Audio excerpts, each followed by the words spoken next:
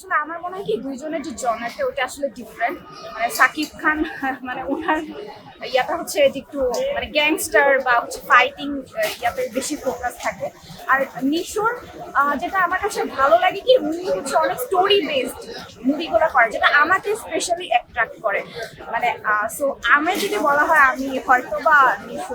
আচ্ছা। এখানে মুভিতে একটা ডায়লগ একটা সুরাত, মানে আমাদের হচ্ছে লা ইলাহা ইল্লাল্লাহ সুবহানাকা ইন্নী কুনতু মিনাজ জালিমিন, মানে এটা যে কোনো বিপদের সময় তো আমরা মুসলমানরা কিন্তু এই দোয়াটা পড়ি অলওয়েজ। সো আজকে যখন থিয়েটারে এই দোয়াটা মানে ওই সিনটা চলছিল, আমার সত্যি কথা আমার চোখে পানি চলে আসে। মানে আমি আসলে রিলেট করছিলাম, মানে জিনিসটা খুবই খুবই ভালো লেগেছে ওই জিনিসটা। আর তাছাড়া ওভারঅল ওনার অভিনয় অনেক ভালো ছিল। আর তার পাশাপাশি কো আর্টিস্ট পূজা চেরি, ওনারও অভিনয় আমার কাছে অনেক অনেক ডিসেন্ট লেগেছে। আর একটু মানে আসলে কি কোনো ফিল্মই আমরা 100-এ 100 রেটিং করতে পারি না। তো সেদিক থেকে বলতে গেলে 8 মানে 85 মানে অনেক বেশি আর কি।